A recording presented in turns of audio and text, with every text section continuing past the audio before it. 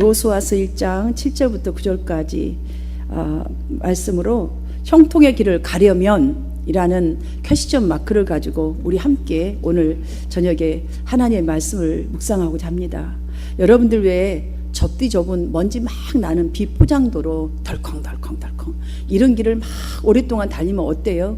굉장히 머리도 아프고 좀 창문을 닫아놔도 뭔가 숨통이 막힐 것 같은 그렇게 좀 마음이 막 들지요. 그리고 막 너무 힘이 들지요.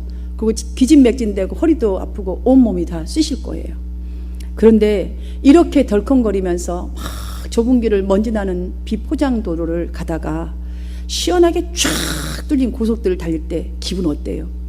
아까 그 기분은 온데간데 없이 가슴이 탁 트이고 특별한 기쁨이 막 누려지지요. 이처럼 우리의 인생의 길에도 마찬가지인 것 같아요. 정말 골치 아팠던 문제, 지속되었던 문제가 없어지고 형통한 길이다라는 생각이 들 정도로 이 길에 들어서면 말로 할 수 없을 만큼의 그 기쁨, 그리고 또한 내일에 대한 소망까지 막 설렘 속으로 막 다가옵니다. 지금 오늘 본문을 보면 우리가 7절부터 9절까지만 읽어서 참 담대하라, 놀라지 말라, 두려워하지 말라, 내가 너와 함께함이니 이 말씀만 딱 들려와서 절대로 나는 그냥 가면 돼 이런 생각인데요. 여러분들 광야 40년 동안에 이스라엘 백성들은 참으로 어렵고 긴 광야 생활을 끝내고 지금 가나안 땅으로 막 들어가는 이 백성들입니다. 이들이 분명히 지금 막 너무너무 40년 동안이란 세월 지겨웠던 그 생활 속에 있는데 약속의 땅 가나안 딱 그 눈앞에 있을 때에 야, 우리 앞에 놓인 인생길이 형통하기를 바라는 그 설렘이 얼마나 많았겠어요. 그 가운데에 지금 여호수아가 세움을 받았습니다. 모세가 죽은 후에 이제 새롭게 지도자로 세움을 받은 여호수아는 어쩌면 누구 못지않게 저들의 마음을 너무 잘 알기 때문에 그 무거운 책임감을 느끼고 있었던 것 같습니다. 그런 여호수아에게 하나님은 찾아오셔서 어떤 지금 명령들을 쫙 하십니다. 그리고 그 다음에 하신 말씀이 모세처럼 형통할 수 있는 방법을 알려주시는 내용이 오늘 본문 이야기입니다. 사건들입니다. 우리는 이 기록 속에서 크게 두 가지를 느낄 수가 있어야 합니다. 하나는 어떤 대단한 사람일지라도 대단하게 세움받은 직분자일지라도 단번에 크고 위대한 인물은 될 수 없다는 사실입니다. 세워지면 다 된 게 아닙니다. 구원받으면 다 된다는 것이 아니에요. 또 다른 하나는 우리의 환경보다도 그 환경을 대처하는 우리의 마음과 마음 자세와 그다음 태도가 매우 중요하다는 것을 우리는 일단 이것을 생각하고 말씀을 드려야 할 것입니다. 여호수아를 찾아오신 하나님은 가장 먼저 강하고 담대할 것을 요구하셨습니다. 이렇게 요구하신 하나님의 마음을 우리가 영적으로 읽는 것, 깨닫는 일은 매우 중요합니다. 왜냐하면 세상에 굴하지 않고 하나님의 뜻에 어긋나지 않는 일을 하도록 설득당하지 않는 것이 그만큼 중요하기 때문입니다. 우리가 구원받는 사람들인데도 불구하고 담대하라, 약속을 다 주셨습니다. 그럼에도 불구하고 우리는 다 설득을 당해버립니다. 어떠한 것이 다 넘어져 버립니다. 그렇기 때문에 여기서 극히 강하고 담대할 것이라 라고 요구한 것은 특별한 의미가 있습니다. 그래서 곧바로 하신 말씀이 있습니다. 하나, 첫 번째로 좌로나 우로나 치지 말라는 강하고 담대함을 말하는 거예요. 두 번째로는 이 율법책을 주야로 묵상하라는 거예요. 그래야 흔들리지 않는다는 거예요. 세 번째로는 율법을 다 지켜 행하라, 행동하라는 것입니다. 이것이 형통하는 길이라 라고 말씀하고 계십니다. 여러분, 그냥 형통만 가지고 있으면 안 됩니다. 여러분, 무조건 천국이야 라고 있으면 안 된다는 것이지요. 이 지켜야 한다는 것이죠. 삶을 살아내야 한다는 것이죠. 그러면 우리가 대처하는 마음과 태도에 따라서 신앙도 삶도 구원의 형통을 이룰 수 있고, 그렇지 않으면 실패하거나 또한 가난하게 될 수도 있다는 일입니다. 예수님의 유명한 설교 여러분 아시지요? 산상수훈. 성도들의 태도에 대한 가르침입니다. 성도들의 태도. 무조건 복, 이 복을 말하는 게 아니에요. 우리는 오로지 그냥 복에만 딱 꽂혀 있습니다. 사랑하는 여러분, 이 팔복의 구구절절들을 한번 보십시오. 올바른 태도를 가꾸는 것에 관한 것들입니다. 아무에게도 바꿀 수 없는 그 태도란 없어요. 우리가 바꿀 수 없는 태도가 어디 있겠어요. 그런데 누구라도 다 변할 수가 있는데 그건 나에게 달려있는 거예요. 나에게. 하나님에게 달려있는 문제가 아니에요. 하나님은 너가 바꾸라는 거예요. 은혜가 있는가 깨달았는가? 그러면 깨달은 사람이 바꾸는 거죠. 그렇잖아요. 여러분, 어떻게 인생을, 어떻게 문제를, 어떻게 상황을 대하고 싶은지 결정하고 그에 맞는 태도를 길러 나가는가에 따라 새로운 태도가 그 다음에 변화와 성장으로 이끌어갈 수가 있습니다. 그래서 예수님은 이렇게 우리에게 말씀해 주셨습니다. 너의 믿음대로 될지어다. 이 문제가요, 그냥 우리는 대충 믿음이 있으면 너의 믿음대로 될지어다, 뭐 잘 되는 줄 알고 이렇게 써먹는데 그 말이 아니에요. 여러분의 믿음대로예요. 여러분 믿음이 안 좋은 거 싶습니까? 안 좋은 대로예요. 좋은 거 싶습니까? 좋은 거 대로라는 거예요. 믿음대로 될지어다. 그러니까 예수님의 말씀하시는 것은 우리 눈이 문제 자체에 초점을 두지 못하도록 지금 가르치고 있다는 사실이에요. 하나님께서 여호수아에게 명령하신 것 또한 예수님의 가르침과 동일하다라고 표현할 수가 있겠습니다. 오늘 본문 5절을 보시면 하나님은 내 평생에 너를 능히 대적할 자가 없으리니 모세에게 하였던 것처럼 너와 함께 있을 것임이라. 지금 자신감을 딱 주었어요. 지금 여러분 자신감이 무엇인지 아세요? 우리가 받은 구원이에요. 이미 구원 속에 자신감이 다 들어있는데 우리는 이 자신감대로 강하고 담대하게 살지 못하는 게 문제라는 거예요. 그 문제는 바로 문제에 초점을 두는 우리 눈이 문제입니다. 우리의 신앙관이 문제라는 사실이지요. 여호수아에게는 이것보다 더 확실하고 더 안전한 지금 보장책은 없는 거예요. 이것보다는 더 확실한 것은 하나님이 너와 함께 있을 것이니라라고 약속해 주신 이 말씀만큼 더 이상의 확실한 게 어디가 있겠습니까?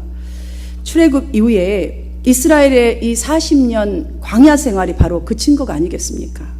하나님은 중보자 이 모세의 하나님이 되어주셨습니다. 내가 너와 함께 할 것이라. 너의 아무것도 들어진 게 없다는 거예요. 마른 막대기밖에 없다는 거예요. 근데 내가 너를 통하여 사용하리라 하실 때 모세의 믿음이 사용할 수 있도록 만드는 거예요. 보십시오. 이스라엘 백성들은 때로는 반역하고 원망하는 그들 아니었습니까? 그런데 하나님은 모세를 통하여서 기도하게 하시고 모세를 통하여 순간순간 하나님은 또 일해 주셨습니다. 그들이 하나님이 하신 일을 보지 않았습니까? 다 보았습니다. 모세처럼 하나님의 능력을 힘을 입고 살아가는 우리에게는 세상은 더 이상 두려움의 대상이 되지 못함을 믿으시기를 바랍니다. 그래서 하나님은 내가 애굽 사람에게 어떻게 행하였음과 내가 어떻게 독수리 날개로 너희를 업어 내게로 인도하였음을 너희가 보았지 않느냐라고 말씀해 주셨어요. 출애굽기 19장 4절 보시면 그렇게 말씀해 주셨어요. 그들이 직접 경험했다라는 것이에요. 이 사실을 지금 그들에게 말씀해 주는 거예요. 너희들이 나를 찾고 전심으로 나를 찾을 때 내가 안 해준 게 무엇이냐는 거예요. 근데 왜 이렇게 그 믿음을, 그 구원을 사용하지 않느냐는 거예요. 왜 하나님을 딜을 해서 끌고 가냐는 거죠. 사랑하는 여러분, 진정한 영적 지도자가 되시기를 축복합니다. 구원받은 성도로서 진정한 승리와 형통의 사람이 되기를 축복합니다. 여호수아의 이름의 뜻은 이렇습니다. 여호와는 구원이시다. 여러분에게 여호와는 구원이시기를 축복합니다. 이 이름이 증명해주고 있듯이 하나님의 이 동료와 명령은 그대로 받고 의지하여서 순종한 사람에게만 구원이 임하는 줄을 믿으시기를 바랍니다. 성화가 있어야, 우리에게 진정으로 구원받았다는 이 은혜 속에서 성화가 있어야, 말씀 속에서 날마다 변화되는 그 애씀이 있어야 율법의 자유를 누리는 성숙한 모습이 여러분 속에서 나타날 줄 믿습니다. 오늘 본문을 통해서 이 형통의 비결이 무엇인지를 우리 살펴보면서 교훈 삼게 되기를 원합니다. 첫 번째로는 끊임없는 묵상이 있어야 합니다. 끊임없는 묵상. 앞으로 치러야 할 수많은 전쟁과 난관들을 생각할 때에 여호수아는 당연하게 두려워할 수밖에 없었을 것입니다. 가나안에 딱 입성했다고 해서 되는 게 아닙니다. 차지해진 게 아닙니다. 쫓아내야 될 걸 쫓아내야 되고 다시금 차지해야 될 걸 찾으려면 수많은 난관을 거쳐 나가야 합니다. 수많은 전쟁이 있을 수도 있습니다. 자, 이스라엘 백성들도 마찬가지입니다. 그러하기에 주님은 말씀합니다. 말씀을 쉬지 않고 주야로 묵상하면 앞길이 평탄하고 형통할 것이라고. 그들이 지금 체감으로 느끼면은, 이 말씀을 들었지만 그들이 지금 체감으로 느끼는 현실과는 참으로 먼 말씀일 수 있습니다. 형통하리라 말씀은 좋은데요, 지금 여러분 얼마나 체감으로 느끼는 거 어때요? 힘들죠? 참 명령을 따를 수도 없는 명령으로 그렇게 들려줄 수가 있었을 것입니다. 이들의 상태는 지금 여호수아에게도 마찬가지고요. 지금 부담감이 100배인데 묵상하라 묵상하라 명령하시는 거예요. 따르라. 더 일을 해도 더 연구를 해도 지금 난관을 헤쳐가기도 어려운데, 먹고 살기도 힘든데 끊임없이 주야로 말씀을 묵상하라고 하십니다. 이렇게 하려고 생각했는데 들을 때는 돌아서면 어떻습니까? 아니, 사람들이 나를 볼 때는 어리석게 보일 수 있지. 지금 이 상황에서 내가 말씀만 묵상하고 있다면, 주여 주여만 하고 있다면 누가 나를 알아줘? 그런 말씀 들을 수 있어요. 아, 나만 하면 되나? 아니, 목사님 하시면 되지, 대표 기도로 하시면 되지 뭐, 이렇게 생각할 수 있어요. 그러나 성도 여러분, 여호수아의 결과를 한번 보십시오. 기억해야 합니다. 여호수아가 지도자로서의 성공 여부는 바로 하나님 말씀을 겸손히 귀 기울여 듣고 순종하는 데 있었다는 것을 교훈 삼아야 할 줄 믿습니다. 진정한 지도자로 인정받는 것, 성실한 신앙인으로 인정받는 것은 절대로 거저되는 것이 아닙니다. 여러분, 말씀 묵상하라, 이 뜻이 무엇이냐면 하나님 말씀, 그냥 말씀 묵상 자체가 목적이 아니어야 한다는 말씀입니다. 그냥 읽고 그냥 단어로 읽는 이 자체를 지금 말씀하고 있는 것이 아닙니다. 사랑하는 여러분, 이 말씀을 통해서 당신과 교제하자는 말씀입니다. 하나님의 음성과 내 음성을 좀 같이 쌍방으로 대화 좀 해보자는 거예요. 시간 좀 갖자는 거예요. 내가 너 뜻이 나 뜻이 될 수 있도록 좀 관철시키는 그 시간 좀 갖자는 말씀입니다. 이 묵상을 말씀하는 거예요. 주야로 낮이든 밤이든 주님과 좀 교통하면서 주님의 뜻이 무엇인지를. 사랑하는 여러분, 우리의 신앙이 자라가는 것도, 나를 향한 하나님의 목적과 진정한 구원의 이 계획도 말씀 묵상을 통해서 깨달음과 쌍방에 주고받는 교제에서 비롯되는 것이에요. 그렇지 않고선 자라날 수가 없어요. 계속 애기 신앙인 거예요. 일만 있으면 그냥 넘어지고 오는 신앙인 거예요. 사랑하는 여러분, 온전한 교제가 있으시기를 축복합니다. 온전한 묵상이 여러분의 것이 될 수 있도록 하나님과 교제하시기를 축복합니다. 하나님은 여호수아에게 뿐만이 아니라 저와 여러분에게도 주야로 말씀을 묵상할지어다라고 명령하신 줄 믿으시기를 바랍니다. 요즘은요, 이 소통에 대한 인식이 참으로 높습니다. 제가 뉴스를 보니까 우리 한국 그 문재인 대통령도 국민과의 소통을 많이 좀 이렇게 오픈하고 강조하고 또 대화를 나누려고 많이 노력하고 있잖아요. 여러분, 젊은이들 세계에서는 필통이 있대요. 이 말하는 게 필통. 뭔지 아세요? 필통이? feel. F-E-L. feel. feel이 통해야 한다. 필통이라 한대, 그냥. feel. 이거 참 중요해요, 근데. 맞아요. 아니, 세상에서도 자기들끼리 feel이 통해야 한다는데, 하나님께서 지금 주야로 우리와 영적 감정이 통했으면 좋겠다라고 지금 하시잖아요. 지금 그 말이에요. 한마디로 너와 나가 필이 좀 통해보자는 거예요. 그 세상 필 말고 하나님의 필 좀 통해보라는 거예요. 그 시간 좀 갖자라는 거죠. 그 당시도 오늘날도 인생의 고통의 원인이 바로 소통 단절입니다. 그렇기 때문에 지금 주야로 말씀을 묵상할지어다라고 명령하시고 계신 줄 믿습니다. 이스라엘 40년 동안에 방황하고 고생했던 그 광야 생활을 한번 보십시오. 하나님과 소통 단절이었기 때문에 자기 맘대로 돌아가다가 40년이 걸린 거예요. 소통 단절 때문입니다. 열심히 예배드리고 열심히 기도하고 열심히 봉사하는데도 여러분 혹시 기쁨이 없습니까? 여러분 자주자주 넘어져 버립니까? 자주자주 쉬고 싶은 마음이 마구마구 들어버립니까? 불평이 입 밖으로 마구 저절로 나옵니까? 혹시 이 모습이 나의 모습은 아닌지 한번 돌아보십시오. 여러분, 구원받은 은혜가 있는데 왜 이런 감정이 지속적인 것입니까? 왜 이렇게 드러나는 것입니까? 원인은 바로 하나님과 친밀한 관계가 이루어지지 않고 있기 때문입니다.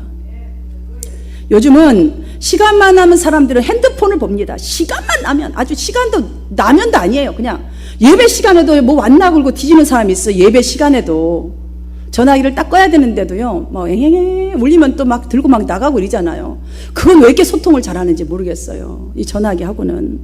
사랑하는 여러분, 저는 여러분들이 주님과 이 정도로 가깝게 지내시기를 축복합니다. 여호수아처럼 이제 우리도 정말로 정말 지도자로서, 그 다음에 신앙인으로서 만족 그냥 오는 것도 아니고 존경받는 거 그냥 오는 거 아니에요. 하나님의 말씀을 듣고 묵상하고 행하여야 지도자적인 자질을 갖춘다고 할 수 있고, 지도자 구원받은 성도로서의 온전한 삶을 이루어낼 수가 있는 줄 믿습니다. 우리는요, 의인이라 했지만 의인을 이뤄내야 돼요. 내야 돼요. 사랑하는 여러분, 진정으로 의인을 이루어낼 수 있도록, 하나님 보시기에 합한 자가 될 수 있도록 하나님과 교제하는 여러분 되시기를 주님의 이름으로 축원합니다. 두 번째로는 담대한 실천이 있어야 합니다. 담대한 실천. 흔히 지금 불경기라는 말을 많이 듣지요. 그런데 바로 이 불경기라는 것에 함정이 있어요. 아, 우리 믿음에 문제가 많다. 여기에 함정이 있어요. 맨날 문제만 많다 하지. 여러분들, 문제가 어떤 문제인지를 진심으로 여러분 자신을 한번 돌아본 적이 몇 번이나 있습니까? 우리가 매일매일 사실 돌아봐야 돼요. 그냥 매일 일용할 양식을 우리가 줄이라 했고 찾으라 했지 않습니까? 일용할 양식만. 여러분의 믿음의 상태, 오늘 상태만 좀 보십시오. 오늘 상태만. 내일 가면 내일 상태 다시 보십시오. 이렇게 하면 여러분들 신앙관 정말로 훌륭할 수 있습니다. 지금 불경기가 15년 이상이 되었어요. IMF 지나간 지가 지금 17년인가 8년 됐지 않습니까? 지금 지속되고 있지만 지금 자산 이 가격은요, 꾸준히 상승하고 있어요. 우리의 영적 불경기를 볼 수 있는 눈을 길러야 합니다. 진짜 불경기를 찾아내는 영적 강함을 길러내야 한다는 것이지요. 여러분, 우리가 30년, 15년, 20년 신앙생활 하는데 왜 내 믿음은 이것밖에 되지 않는다는 말만 지속되고 있습니까? 나는 연약해서란 말을 언제까지 해야 됩니까? 그 불경기, 영적 강함을 길러야 볼 수가 있고 타파할 줄 믿습니다. 체감으로 느끼는 불경기는 허상임을 분별해야 저나 이복게 하시는 하나님을 의지하여서 담대함으로 영적 성장을 위해서 뛰어가는 여러분 되실 줄 믿습니다. 지금 체감으로 느끼고 있는 여호수아에게 정말 두려움을 지금 느끼고 있지 않습니까? 하나님은 이렇게 하라십니다. 명령한 그 율법을 다 지켜 행하라고. 여기서 행하다, 헬라는 아사입니다. 노동하다, 창조하다, 노력하다 라는 뜻입니다. 하나님의 말씀대로 행하기 위하여서 끊임없이 노력하고 창조력을 발휘하라는 말씀이에요. 사랑하는 여러분, 우리는 하나님의 형상대로 만들었다 하셨습니다. 우리가 노력하고 정말 창조하려는 그 끊임없는 노력이 있다면 분명히 하나님의 그 비밀을 찾아내게 될 줄 믿습니다. 이렇게 좀 해보라는 거예요. 이 말씀만 보더라도 주님은 우리를 단순히 사역을 위한 일꾼으로만 부르신 것이 아닙니다. 이거 알아야 합니다, 여러분들. 그저 그냥 복음이나 대충 전하다 가는 이 정도로 지금 우리를 부른 게 아니에요. 구원해서 천국 땡 하고 데려가시려고만 우리를 구원시키신 게 아니라는 사실이죠. 말씀을 행하려고 끊임없이 노력할 때에, 애쓸 때에 그 애쓰는 나를 통하여서 하나님은 복음을 모든 이가 알게 하시기를 원하시는 거예요. 복음되기를, 나를 통해서 복음이 복음되게 하신다는 거예요. 또 한 가지는 구원의 열매, 형통의 열매를 맺히게 하시길 원하시는 이 엄청난 주님의 계획이 있음을 여러분 기억하시고 진정으로 끊임없이 노력과 창조력을 발휘하는 여러분 되시길 바랍니다. 그래야 우리가 실천 신앙이 될 수 있습니다. 언제까지 지식 신앙으로 끝날 것입니까? 언제까지? 지식 신앙은 우리 망해요. 여러분, 망한다고요. anytime 모래성처럼 그냥 물 한 번 쫙 보고 바람은 오면 그냥 망해요. 여러분, 실패합니다. 사랑하는 여러분, 끊임없이 주님께서 주시는 말씀으로 주신 이 명령을 따라서 노력하고 창조력을 발휘하는 여러분 되시기를 바랍니다. 세 번째로는 바른 중심을 지켜야 합니다. 바른 중심. 9절에서 하나님은 여호수아에게 좌로나 우로나 치우치지 말라고 하셨습니다. 여기서 치우치다라는 헬라어는 수루입니다. 수루. 참 쉽죠? 곧은 길에서 벗어나다. 바른 길에서 조금만 벗어나는 걸 말하는 거예요. 살며시 떠나다 라는 이 의미가 있습니다. 굉장히 중요한 의미입니다. 지금 그들이 들어가고자 하는 그 가나안 땅은 우상으로 가득한 땅입니다. 그렇다면 이스라엘 백성들이 그 자신들이 이 40년 동안 헤맸던 이 신앙을 가지고는 절대 그들에서 우상에게서 절대적으로 이겨낼 수가 없습니다. 신앙을 지키기 위해서는 하나님을 향한 중심에서 절대로 떠나지 않는 일이 무엇보다도 중요하기 때문에 좌로나 우로나 치지 않도록 바른 중심을 지켜야 한다라고 지금 말씀하고 계시는 것입니다. 오늘날 그리스도인들도 마찬가지입니다. 물질 향락이 유혹하는 이 세상에서 하나님을 향한 바른 중심을 지닌 성도만이 바른 길을 갈 수 있습니다. 바른 신앙을 지킬 수가 있습니다. 바람 부는 대로, 물결 치는 대로 흔들려서는 바른 신앙, 권능에 하나님께서 쓰실 만한 그런 그릇 절대로 될 수 없습니다.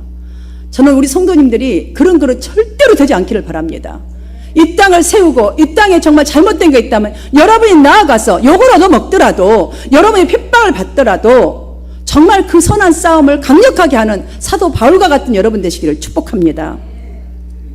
우리는 조금 아는 것으로 자신의 신앙이 출중한 즉 착각하는, 하나님 보시기에는 극히 어리석은 백성밖에 이런 신앙은 될 수 없다는 사실이죠. 사랑하는 여러분, 아주 좋은 교훈을 한번 예화를 하나 얘기해 드릴게요. 필리핀의 유명한 부자 사업가의 아들, 요건 실질적으로 있는 일입니다. 카풍카우라는 이 청년이 신학교를 들어갔습니다. 이 청년이 학교를 가보니까 신학교인데도 화장실이 너무 더러운 거예요. 목욕실도 욕실도 너무 더러워요. 아주 불결해요. 그래서 아주 불만이 대단한 거예요. 그래서 하루는 마음을 먹고 학장님을 찾아갑니다. 학장님, 세상 학교도 아니고 신학교인데 화장실은 냄새는 말할 수가 없고 욕실은 새카맣게 가에는 그냥 이게 더러워서 샤워도 할 수 없는, 어떻게 이런 환경에서 우리가 공부를 할 수 있겠습니까? 욕실도 화장실도 좀 깨끗하게 치워주십시오. 이렇게 탁 말합니다. 학장님 알았네. 내가 다 알아서 조치할 테니까 조금만 기다려주게. 조금 기다렸다가 이 학생이 화장실로 쫙 들어가려고 하는데 요란하게 씻는 소리, 막 닦는 소리가 막 들려오는 거예요. 그래서 이제 청소부를 데려다가 청소하는 줄 알고 들어가 보니까 학장님이 막 청소를 직접 하고 계시는 거예요. 학장님은 이 들어오는 학생을 보면서 기쁘게 청소하다가 조금 있다가 들어오게, 이제 깨끗해질 테니까 조금 있다 들어오게, 조금 더 연미하지 말게, 이렇게 말을 합니다. 카풍카우는 이해가 안 됩니다. 아니, 학장님도 참 희한한 성격이다. 청소부 데려다가 청소시키면 될 텐데 왜 직접 저렇게 추잡하게 청소를 하고 계시는 것일까? 학장님, 왜 학장님 직접 하십니까? 라고 또 묻습니다. 그러자 학장님은 천국은 그런 곳이 아니라네. 교회나 신학교는 돈으로 해결하는 것이 아니고 힘으로 해결하는 것도 아니네.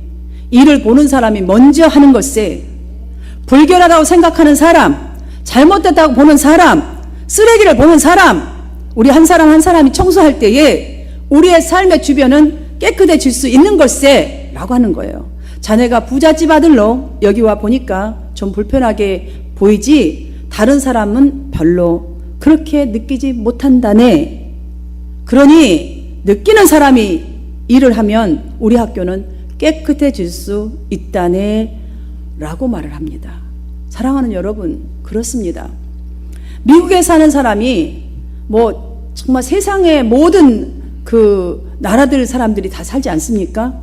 또 이 타운에 모두 또 많은 사람 살지요. 180도로 한꺼번에 하루아침에 바뀔 수 없습니다, 여러분. 이게 무슨 말을 하는 것입니까? 이 예화가 모두가 바른 마음 한꺼번에 될 수 없다는 거예요. 모두가 주님의 마음일 수도 없습니다. 그러니 나 한 사람, 보는 그 사람이, 느끼는 그 사람이 그것을 고치고 바꾸고 쓸고 닦고 줍고 내 하나가 회개하고 내 하나가 겸손하게 주님과 조화를 이룰 때에 우리의 삶이, 우리의 교회가, 우리의 주변이 하나님의 것으로 조화된 날이 속히 올 줄로 믿습니다. 성도 여러분, 우리에게 형통이 무엇입니까? 여러분이 이미 이걸 알아야 합니다. 만물의 창조시며 역사의 섭리자이시며 생사와 화복의 주관자이신 하나님이, 이 하나님과 내가 조화를 이룰 때 이게 바로 형통인 것을 믿으시기를 바랍니다. 더 이상 형통은 없습니다. 우리에게는. 우리는 어줍지 않게 구원받은 것 하나만으로 그냥 공짜로 형통을 이루려고 합니다. 여러분, 형통을 이루는 방법을 오늘 성경은 분명히 말씀해 주고 계십니다. 어떻게 하라고. 말씀을 정리하며 마치겠습니다. 지금 가나안 정복을 위해서 큰 전쟁을 치러야 하고 앞으로 산을 또 넘고 또 넘어야 할 여호수아의 마음은 두려움으로 가득 차 있었습니다. 우리도 불경기라는 생각에 사로잡혀서 앞날이 불평하니 걱정이 떠나지 않을 수 있습니다. 우리의 신앙들도 돌아보니 아이고, 말세가 와도 이거 제대로 이거 말세를 지키려 낼라나, 주님 어서 오십시오 할 수 있는 신앙인가, 어쩌면 한숨 쉬고만 있을 수도 있습니다. 여러분, 지금 여기서 바로 눈을 떠야 하는 거예요. 여기서. 느끼십니까? 느끼신다면 눈을 떠야 돼요. 지금 그런 그에게 하나님이 무엇을 명령하셨습니까? 강하고 담대하라. 저 이미 설명드렸습니다, 여러분에게. 그 안에 기록된 대로 다 지켜 행하라. 좌로나 우로나 치우치지 말라. 그리고 하신 말씀이 또 무엇입니까? 그리하면 우리가 그렇게 해야지 내 길이 평탄하게 될 것이라고 하셨습니다. 내가 형통하리라고 하셨습니다. 사랑하는 여러분, 여러분에게 달려 있습니다. 여러분에게 있는 이 껍데기 같은 이 두려움에 쌓이지 마시기 바랍니다. 이건 껍질이에요, 껍질. 껍데기밖에 되지 않는 두려움. 왜 쌓이십니까? 왜 허상에 쌓이십니까? 왜 허상을 믿으십니까? 하나님의 말씀에 대한 긍정적인 사고방식을 가진 사람, 담대한 믿음을 가진 사람, 하나님과 함께하는 사람, 하나님이 그런 사람과 일하시고 역사하심을 믿으시기를 바랍니다. 여러분이 그런 분들이 되시길 축복합니다. 히브리서 10장 35절 말씀을 보니까 너희 담대함을 버리지 말라, 이것이 큰 상을 얻느니라 라고 했습니다. 정말 애쓰고 힘쓰고 말씀을 따라 살려는 그 애씀이, 여러분 지금까지 게을렀다면 그 애씀을 일으켜 세우시기를 바랍니다. 정말 우리의 믿음 없이 정말 형통, 성공 이룰 수 없습니다. 여러분, 이룰 사람은 없어요. 믿음이 없는데 우리끼리도요, 믿음 없어 보세요. 뭘 이룰 수 있어요? 이룰 거 아무것도 없어요. 부부도 살 수가 없어요. 관계는 다 단절이에요. 하나님과 나 사이에도 믿음이 없는데 이 형통은 내 것이 안 되는 거예요. 여러분, 형통이 여러분이 되기를 원합니까? 하나님이 약속해 주신 그 형통이 여러분이 되기를 원하신다면 여러분들, 첫 번째로 끊임없이 주님과 교제하기 위한 말씀 묵상이 필요합니다. 두 번째로는 담대한 실천입니다. 마지막으로는 믿음의 바른 중심을 끝까지 지키는 것입니다. 그렇게 하여서 여러분 모두가 주님이 함께하는 형통한 삶을 살아가시기를 주님의 이름으로 축원합니다.